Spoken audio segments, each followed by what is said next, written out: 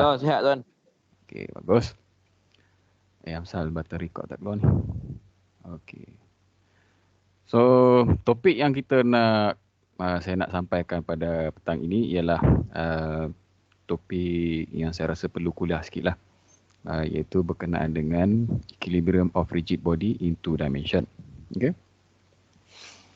So, saya dah kuliahkan dulu tentang particle and then apakah itu equilibrium of particle. And then saya dah explain masa di Dewan Kuliah itu hari tentang rigid body. Okay, rigid body ini dia adalah accumulation of particles yang disusun dan menjadi satu rigid body. Yang mana rigid body ini dia boleh dikenakan tindakan daya tetapi dia akan tetap firm dengan dia punya body tersebut. Okay, dia juga boleh bertindak sebagai support dan juga elements untuk berlakunya keseimbangan. Alright.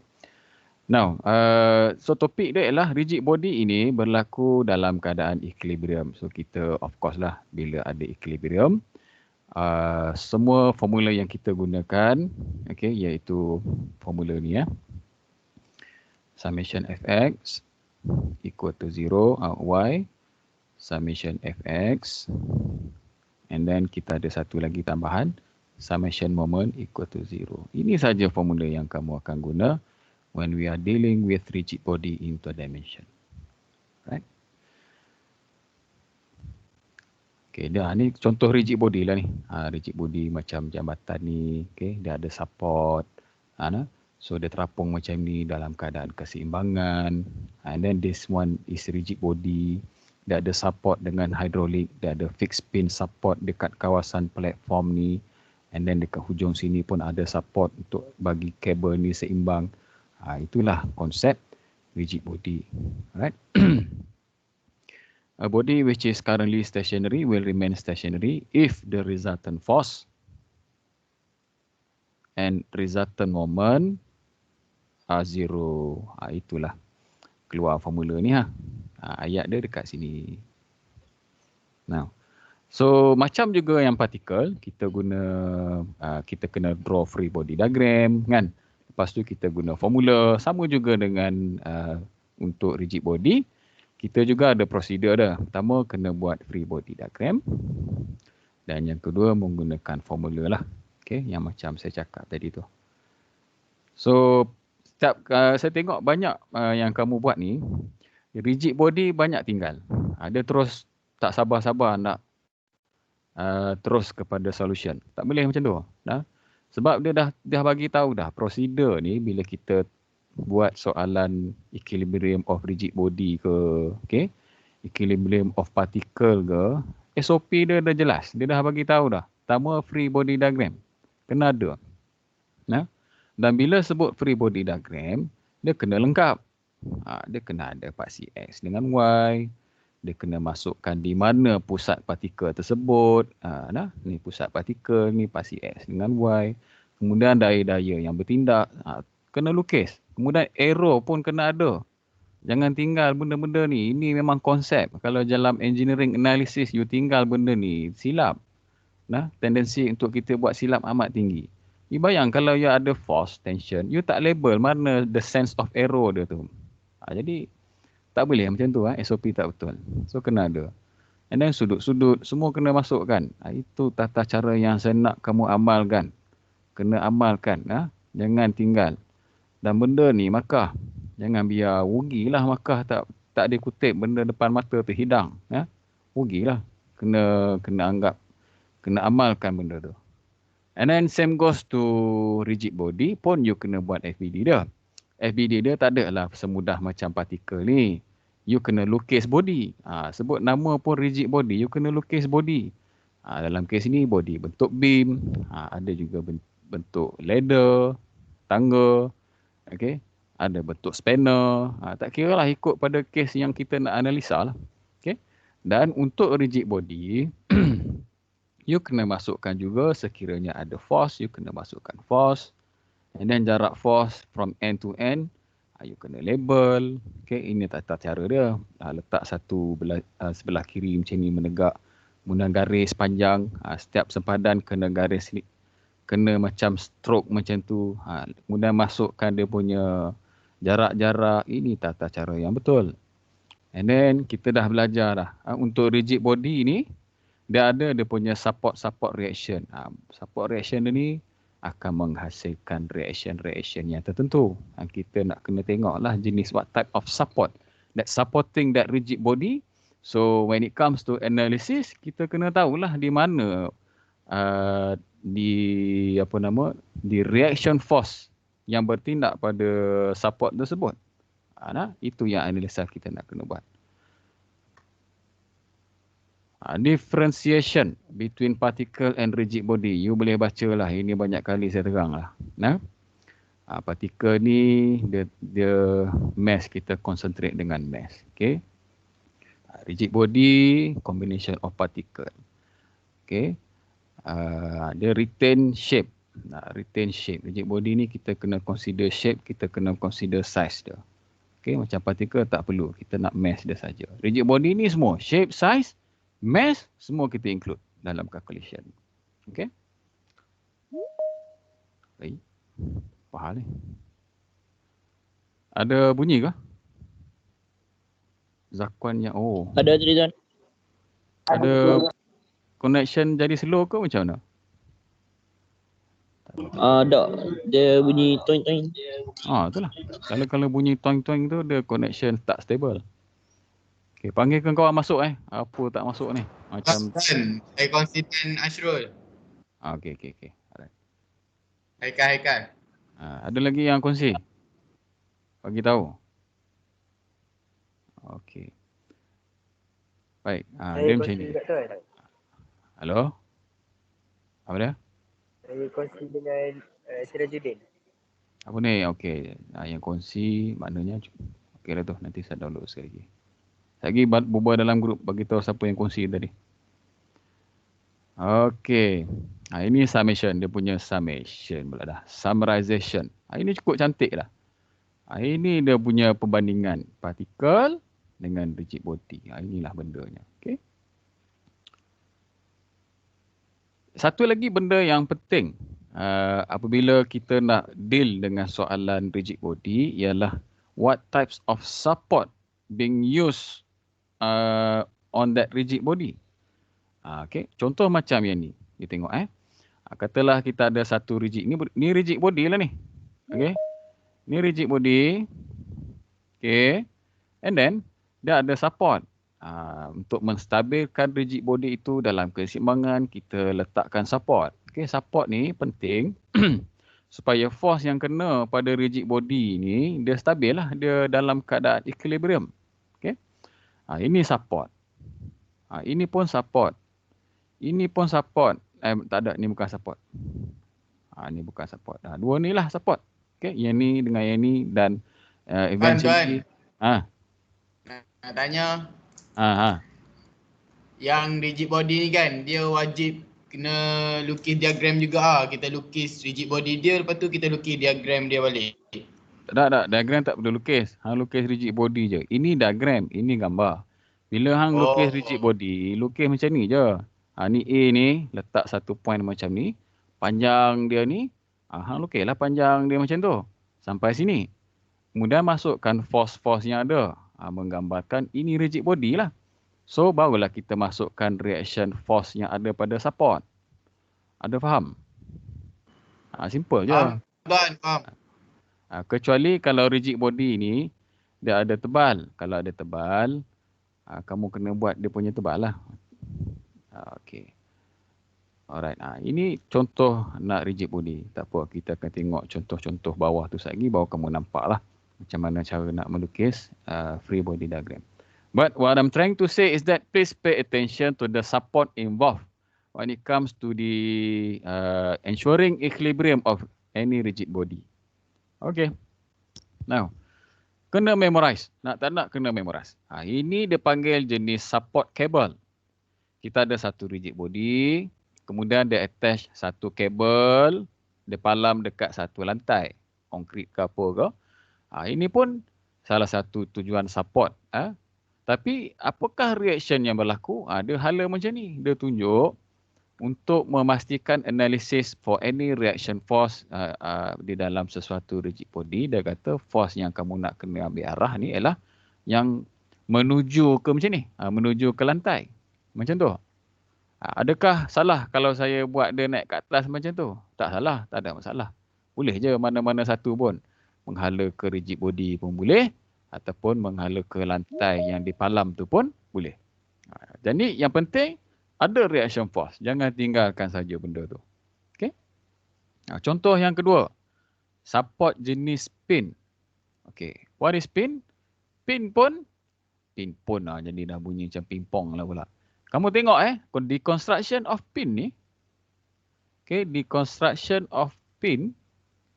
Dia ada macam ni. Dia ada bentuk macam, macam mana nak sebut ni. Dia ada bolt and nut attach dekat lantai tu macam tu. Kemudian dia buat bentuk macam ni. Bila kamu nampak ada je bentuk yang macam ni, for sure kita namakan rigid body itu dia attach support jenis pin. Okay. So, bila dia support jenis pin pada rigid body, so reaction force yang kamu kena lukis ialah ada dua. Satu bertindak di paksi X, satu lagi bertindak di paksi Y. Jaranglah kita guna yang jenis ni sebab ini dia menggambarkan force resultant bagi kedua-dua reaction ini. Saya galakkan kamu buat macam ni, yang Fx dengan Fy. Kalau saya nak buat macam ni, sini Fx, sini Fy pun boleh. Sama juga sebenarnya Fx ni kamu dah tukar ke sini, Fy kamu dah bawa ke atas. Sama je. Okay? Tapi kena ada dua. Fx dan Fy. Okay? Jelas ke yang tu setakat ni? Tolong respon sikit.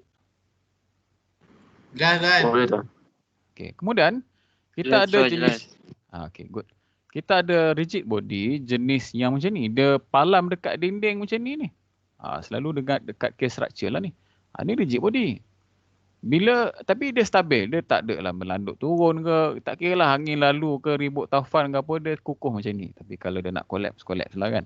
But what I'm trying to say is that you need to assume that this rigid body is in equilibrium. But when it comes to the analysis, you nak analysis berapa potensi force yang dia boleh support sebenarnya ni. We need to calculate the value of reaction yang sebenarnya berapa. Okay. So, dia ada 3 benda yang terlibat. Iaitu Fx, you kena lukis reaction pada X. Okay. Reaction pada Y. Dan ada satu lagi tambahan. Iaitu moment pada kawasan yang dipalam ni. Dekat dinding tersebut. Kena ada. Okay. Adakah arah dia macam ni? Tak semestinya. Kalau nak assume dia macam ni pun boleh. Tak ada masalah. Ikut suka lah. The analysis. In the end, you akan dapat beza positif negatif. Itu saja. Okay. But it depends on your assumption. Kalau you assume yang counterclockwise is positif, sepatutnya you kena buat yang counterclockwise semua positif. Jangan campur-campur. Tak boleh. Kalau you campur-campur in one statement for solution, you akan dapat masalah. Let's say statement, moment, okay. Untuk yang pertamanya, kamu buat di sini, counterclockwise positif, you pun tambah tolak lah apalah, dapat jawapan Newton meter. And then suddenly, you nak buat summation moment dekat, let's say this one is titik A, this one is for titik B, you buat assumption macam ni pula. Tak boleh lah, dia kena sekata lah.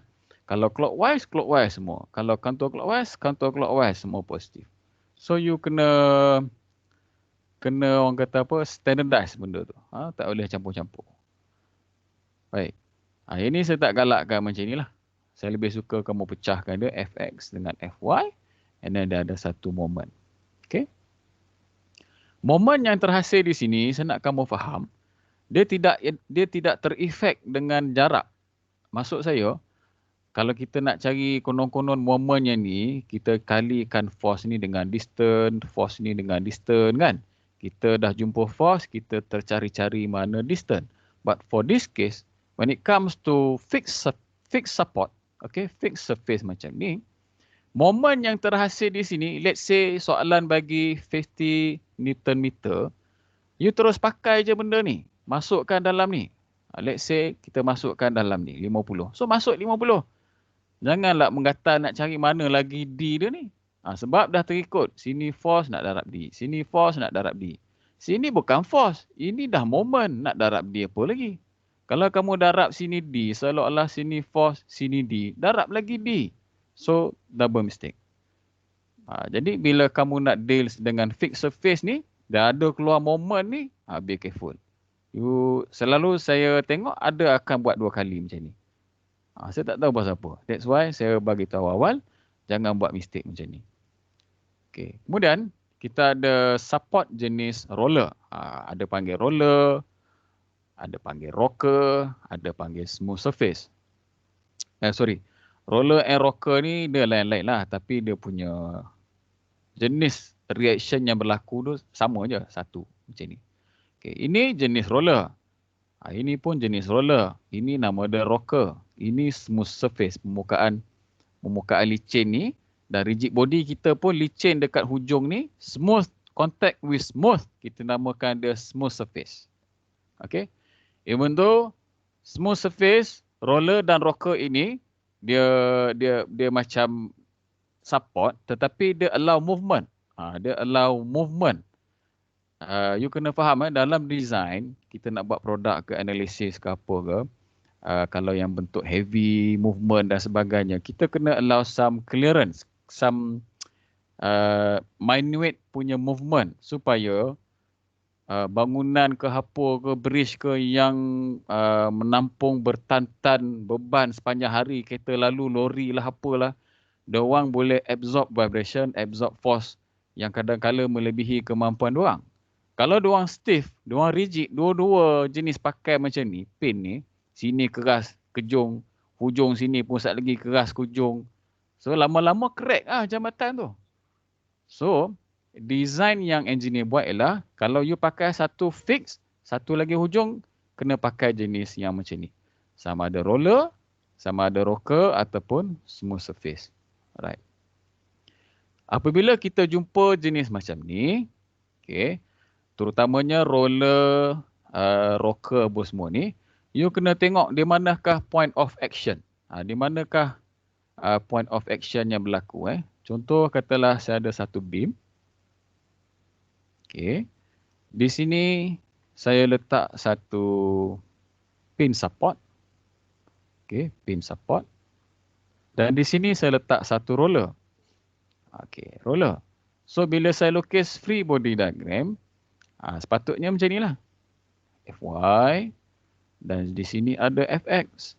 Dan di sini saya tahu jenis roller disebabkan dia contact dengan surface di bawah ni. So saya tahu dia mesti buat macam tu. Dia menegak macam tu. Ni Ry. Okey. Itu maksud saya. Kalau you punya roller ni, okey, dia contact macam ni. You punya ni jalan kamu punya dinding ke apa ke, dia punya support jadi macam tu. Okay. So, kamu punya reaction force tu dia kena perpendicular lah. You kena make sure dia perpendicular. Ini perpendicular lah ni. Dia perpendicular.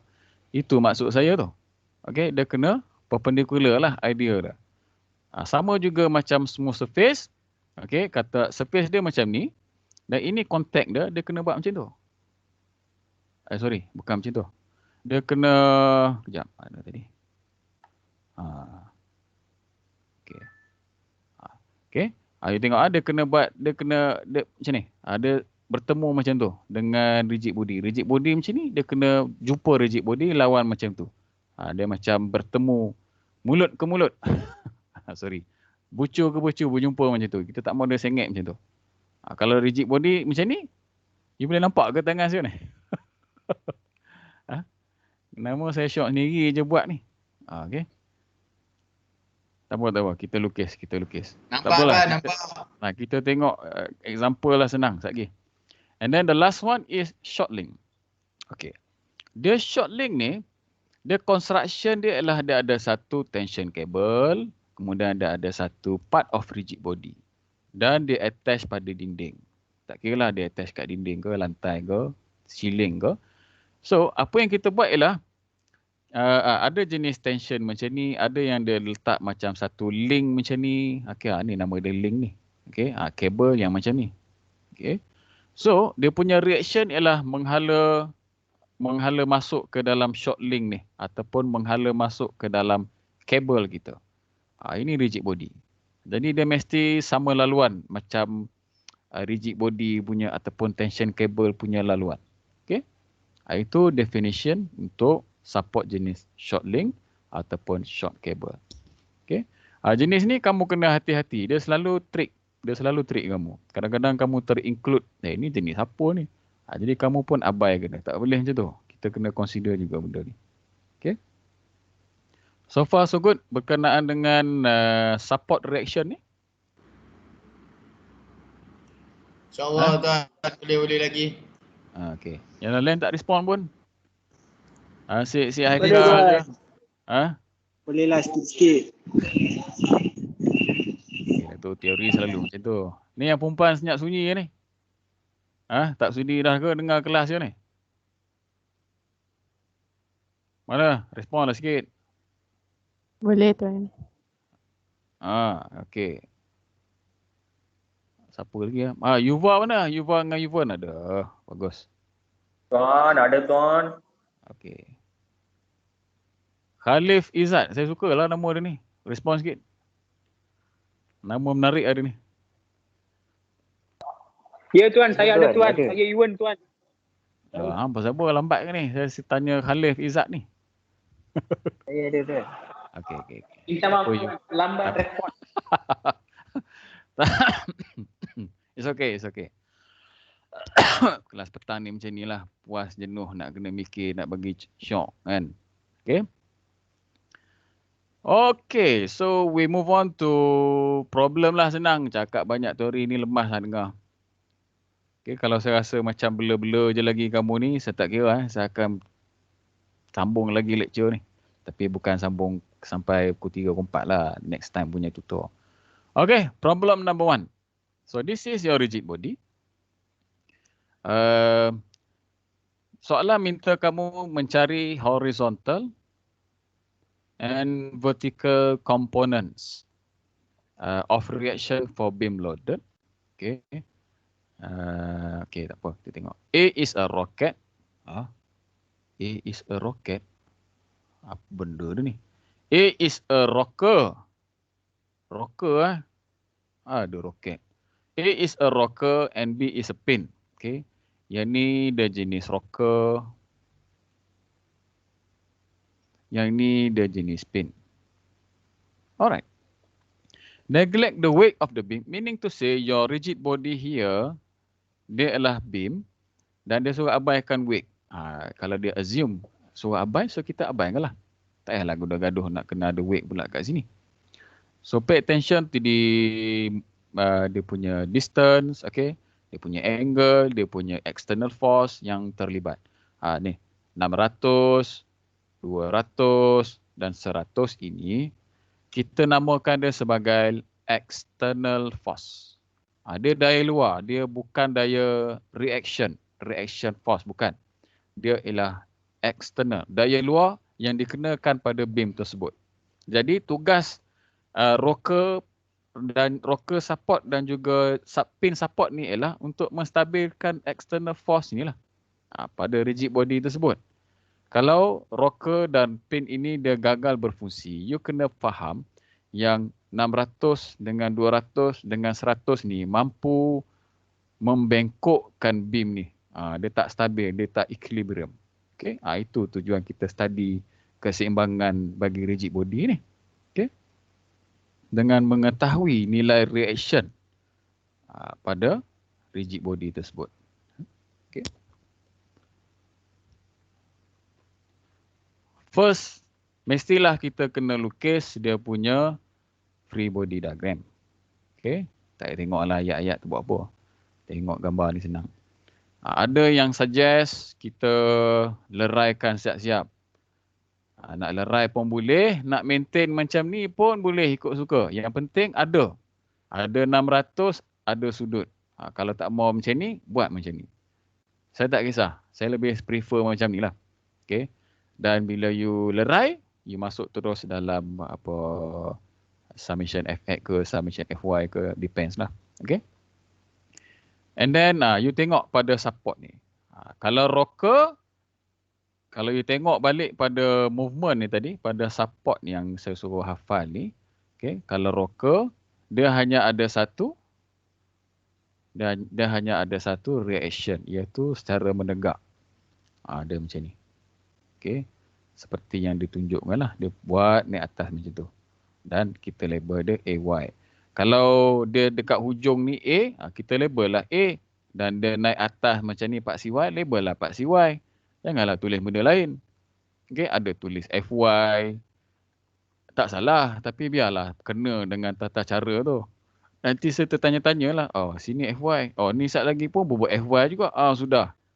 Lepas tu dalam persamaan tulis ni FY dengan FY, dah jadi 2 FY. Habis, kelam kabut kamu punya calculation tu nanti. So, kita cuba nak minimize mistake. Bila kita analisa free body diagram, pay attention dengan simbol label. Itu yang saya tekankan sangat-sangat.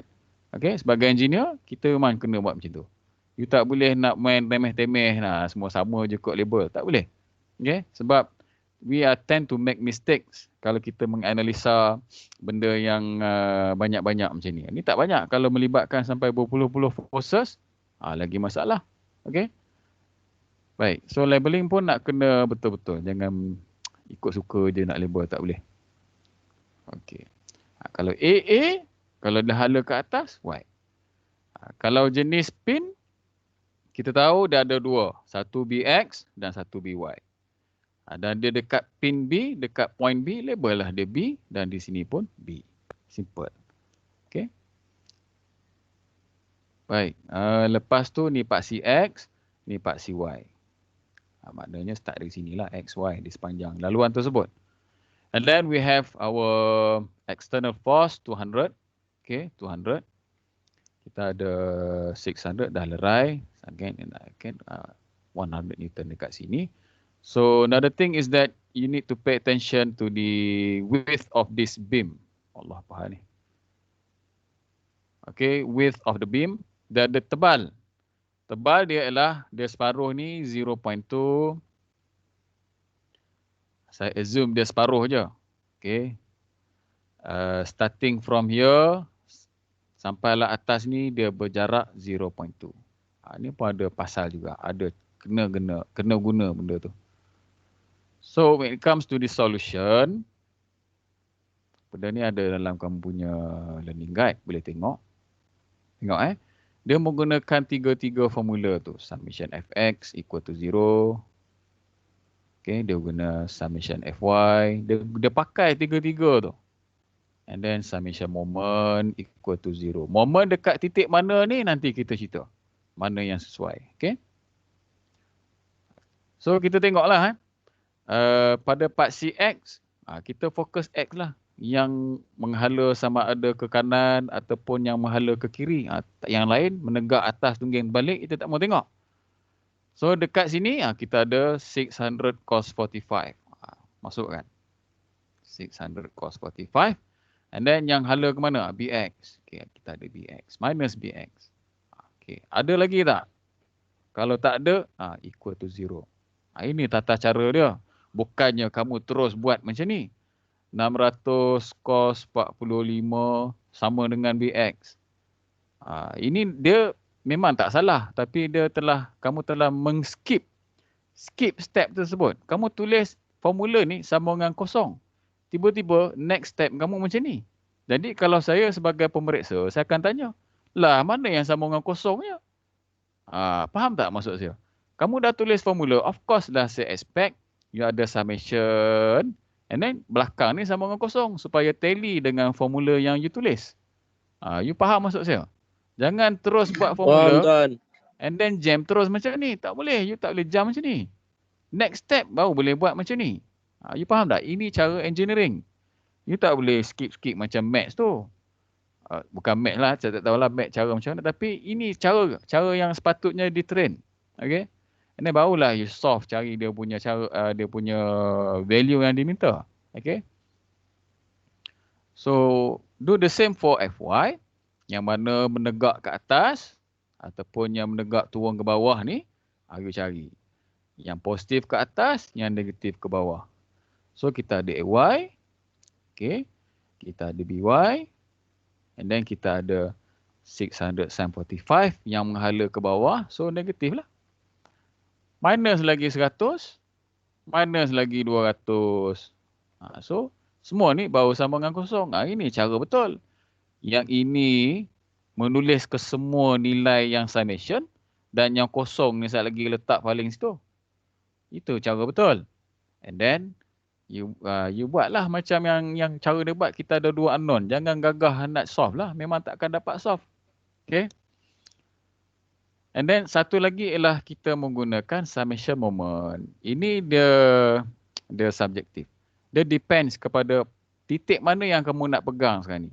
Dalam kes ni dia pegang titik B. Adakah dengan hanya menggunakan titik B saya tak boleh solve? Tak semestinya.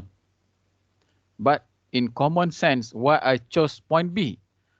Saya chose point B sebab saya boleh menghapuskan banyak nilai unknown.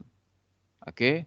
Sebab moment dia kata, konsep moment ni, ingat balik.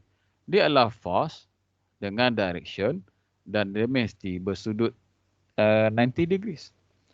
Kalau kamu pilih dekat A, kamu hanya mematikan reaction force pada AY ni saja. Sebab kita tahu, ini titik A, ini AY, dia takkan ada jarak. So you boleh matikan dia. Tapi kalau you pilih B, okay, you mematikan 2 reaction force unknown disebabkan dengan konsep moment ini. Sebab BX dan BY ni dia tidak ada distance. So you takkan include dia dalam summation yang panjang-panjang ni sekali lagi. You tengok. Mana ada BX dengan BY dalam ni? Tak ada. Tak ada langsung BX, BY. So logically saya akan mencari titik B lah. Saya akan menggunakan titik B sekiranya saya nak menggunakan summation moment. Okay. Jelas tak maksud saya ni? Takut kan tak jelas pula. Boleh faham tak maksud saya? Penggunaan pemilihan titik yang sesuai. Boleh. Okay. So you buatlah dia punya solution tu. You pegang moment di titik B, of course lah you kena carilah ke semua nilai-nilai force yang kena darab dengan distance tu. Janganlah tinggal salah satu. Okay. AY darab 7. Ini simple je. AY darab 7. Betul lah. AY ni tadi darab dengan 7. 3, 4, 5, 6, 7. Tambahlah. Sebab dia nak sampai dekat B ni. And then 100 darab dengan 2. Betul lah. 100 darab dengan 2. 600 sin 45. 600 sin 45 dengan jarak dia di sini 5. Betul lah. 3 tambah 2, 5 lah. Okay. And then 600 cos 45 darab 0.2. Ini jangan lupa. Sebab yang ni pun 600 cos 45 dengan 0.2 ni pun. Okay. Ini 600 cos 45. Ini 0.2 punya jarak. Nak berjumpa dengan B ni pun dia boleh rotate. Bila rotate, moment lah. So, kena include lah dalam ni. Jangan lupa pula. Okay. So, you buat ke semua ni. Dapatlah nilai unknown yang seterusnya iaitu AY. And then you put AY in this solution. You eventually will get BY lah. For final answer. So, bila you dah mencari ke semua reaction force, maka you menjawablah soalan ni. Barulah cerita dia, you menjawab soalan ni. Dia nak suruh cari reaction for every components yang ada dekat situ. But, benda yang saya nak kamu faham, okay, pertama sekali, memang kita eager nak menjawab, nak pakai formula. But please pay attention what types of support yang you guna. Kalau you tersilap lukis, you tersilap label reaction force, salahlah bawah ni. Buatlah kira panjang mana pun, but the solution dia akan jadi salah. Okay. So far so good? So tuan. Okey tuan. Okay. Now, problem number 2. Okay. Kita ada berapa support? Bagi tahu saya. Saya nak tanya lo.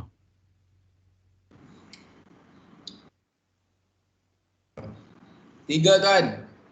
Mana yang tiganya? B, A. BA lagi? Oh, 2 ya. 2.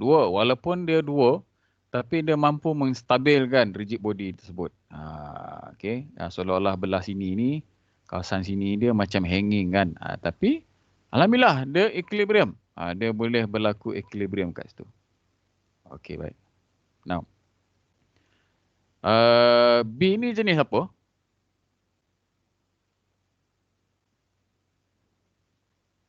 Bin tuan.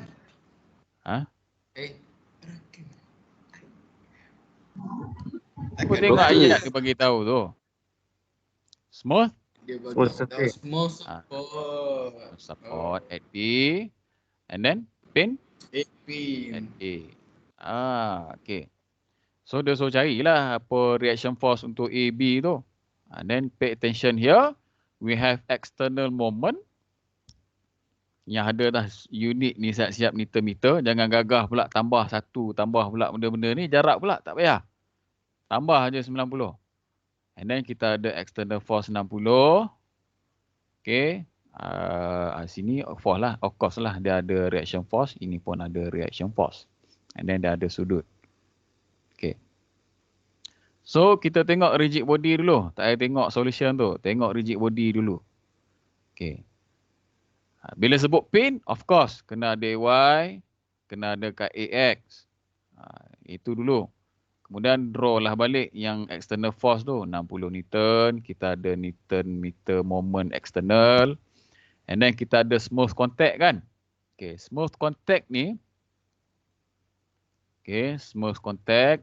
Macam saya cakap tadi. Bila smooth contact, dia mesti cuba buat at least 90 degrees dengan smooth surface ni. So, bila kita label dia di sini, bila kita label, dia akan buat macam ni lah. Dia akan menghala masuk ke rigid body. Dia menghala masuk ke rigid body. Dan dia buat 90 degrees. Itu kita punya bentuk untuk B lah. Itu.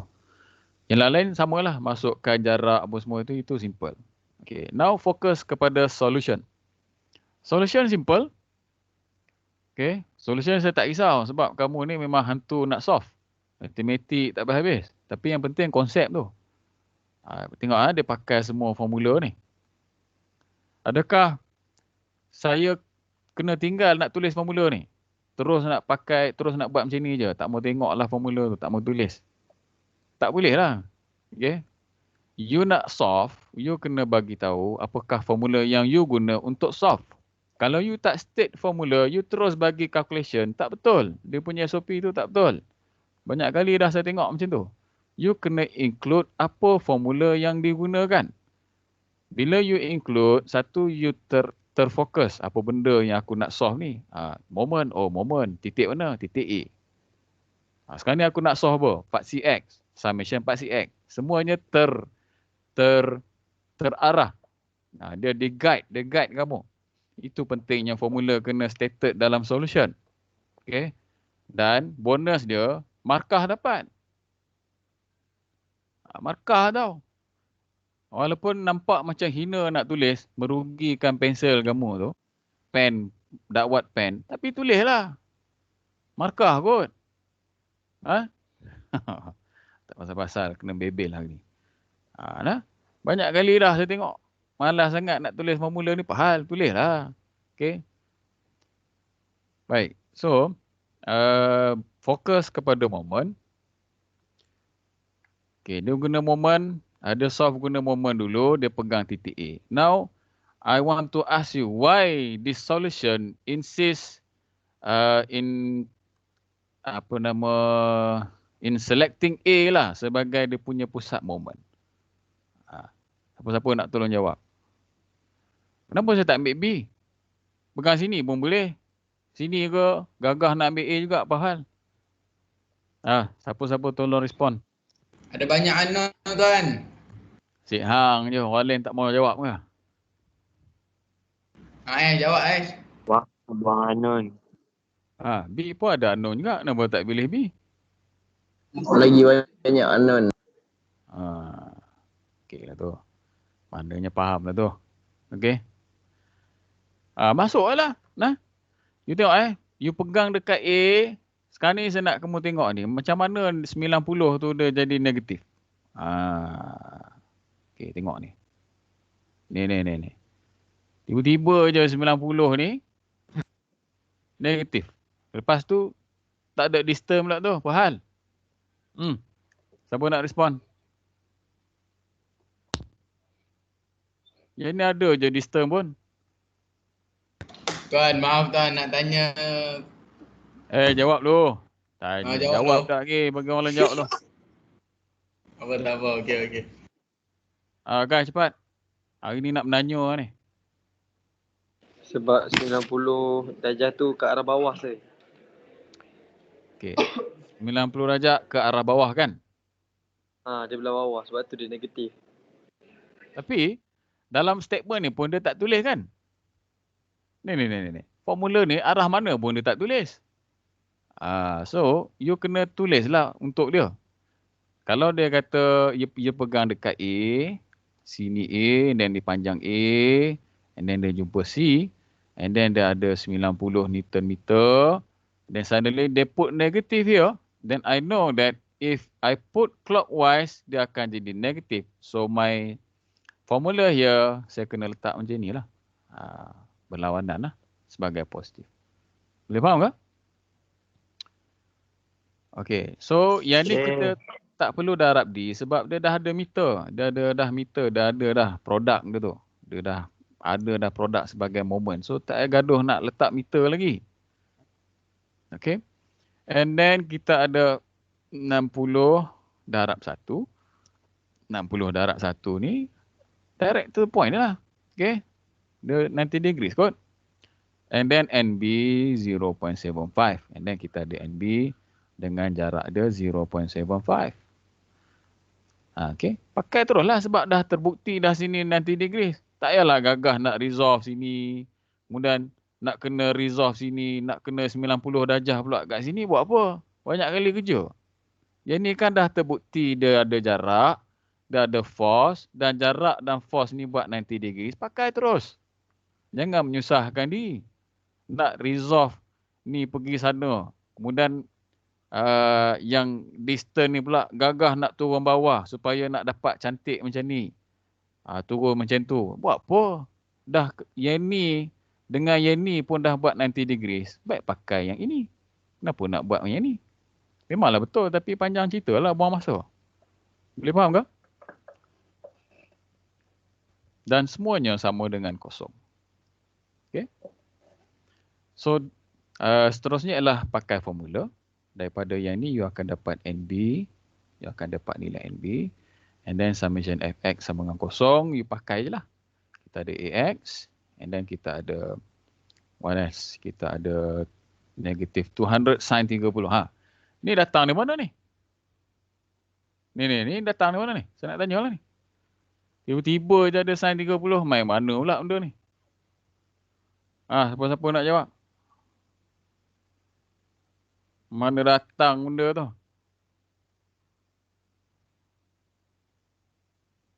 Cepat.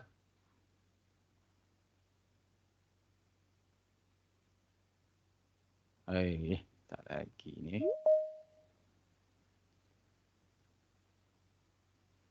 Ada lagi waiting in lobby. Masya Allah. Dah nak habis kelas ni. Man Hamizan mana? Ya saya. Ni datang dari mana ni? Apa nama 200 sin 30 ni datang dari mana ni? 200 tu dia punya force daripada yang kita kira tadi first, iaitu daripada M kan. Daripada? Lepas tu MB 200 tu dia ambil dari situ kan. Lepas tu? Lepas tu? Okay, You leraikan dia lah. Kita kira gitu lah. Okay, baguslah tu. Betul lah tu. You dah dapat MB 200. NB 200. Tapi bila you leraikan MB ni pada paksi X dan paksi Y, you akan dapat value-value yang menyumbang kepada arah Fx ni dan juga Fy. You kena ingat benda tu. Jangan dah dapat NB tapi bila dah dapat terlupa nak lerai pula sebab yang NB ni dia menyumbang kepada FX dan FY punya detail solution. Nah, so jangan lupalah. Ini satu lagi ni 200 cos 30. Dia include dalam ni. Ni NBY lah ni. Ini NBX. So, biasakan yang simple. Kalau yang simple you complicated kan dia, saat lagi dia akan jadi kabut lah. Dia akan cuba tend to ignore the simple one, then just focus on the hardest one. But in the end, you akan silap habis semua. Itu yang selalu berlaku pada student engineering. Yang saya nampak lah.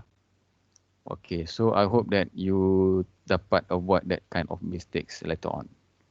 Setakat ni dululah kot untuk kita punya pemahaman rigid body. And then next week saya akan sambung lagi dengan problem-problem yang seterusnya sampailah habis. Boleh ke, student? Boleh tuan. Boleh tuan. Okay, good. And then that's it lah. Rasanya tak ada apa dah kot. So terima kasih semua. Kita jumpa lagi minggu depan. Enjoy your weekend. Thank you. Terima kasih tuan. Terima kasih tuan. Terima kasih tuan. Bye. Thank you sir.